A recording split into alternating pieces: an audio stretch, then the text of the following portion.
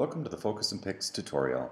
This is just a general overview to invigorate your creativity to get started on your first book. To start out, you're going to want to open the software and click Create New Project. You'll notice down in the lower left-hand corner there's a button that says Check for Updates. We strongly recommend doing that as we make changes in the software and in the different templates, and also it'll give you a chance to look at new templates. Today we're going to be working on a 12 by 12 photo book with a hardcover. You'll also notice this little box right here that says Use Wizard to create your project. I'm going to uncheck that.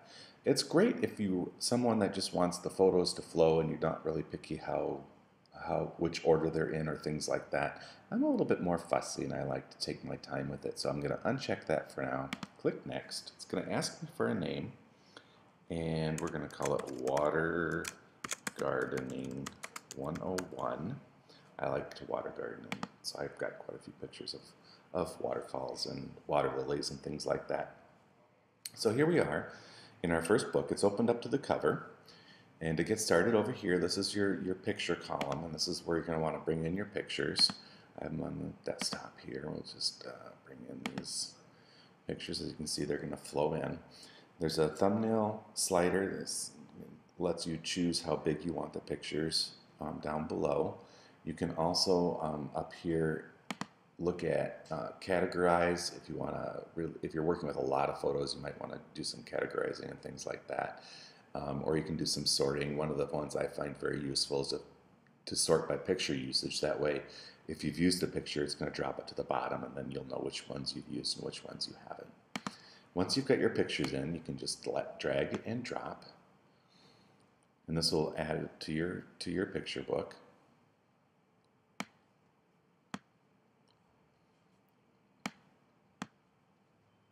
And it's really quite simple, just to be able to add the different pictures.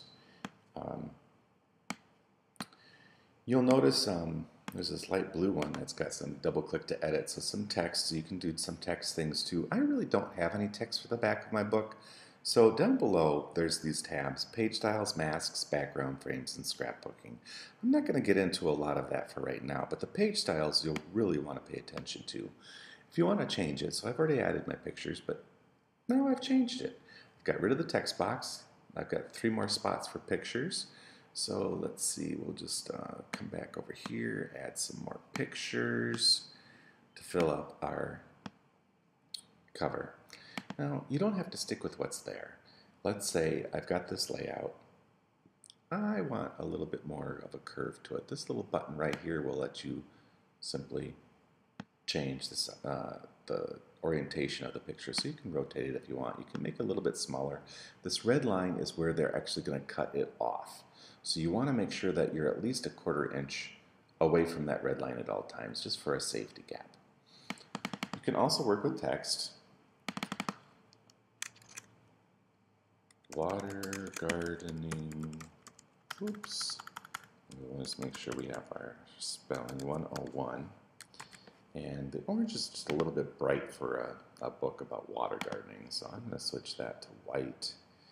And you can use any font that's on your system, anything that really appeals to you. We'll just do this Bradley hand for now. Click OK. And if your text seems to disappear, it's probably just because your text box wasn't big enough, so you'll want to enlarge that a little bit. And now we have our cover done. So to click to different pages, here we're going to go to page 2, and I think we'll just add some more pictures in here. And if you remember, it's just drag and drop, drag and drop, drag and drop, drag and drop. Now you'll notice there's a lot more page layouts for the insides. And this will vary on the different themes, so that's why I say check out those themes before you get started on your project. Let's say I want to start with this one instead.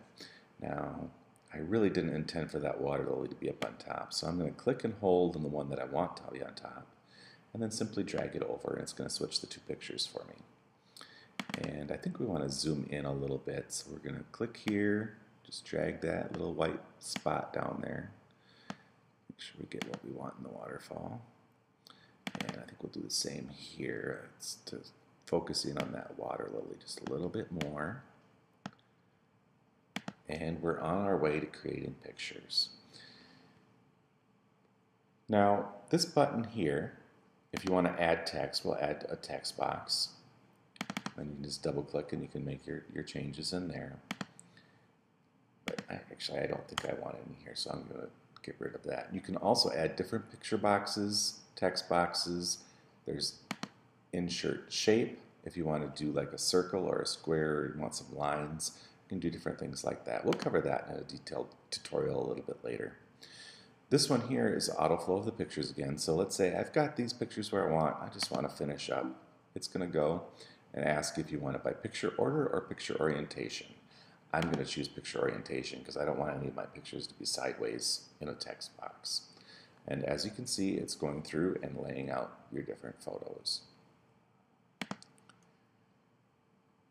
Once it's done that, you can see, like on this page, I told you about staying away from that red line. Well, look what this is doing.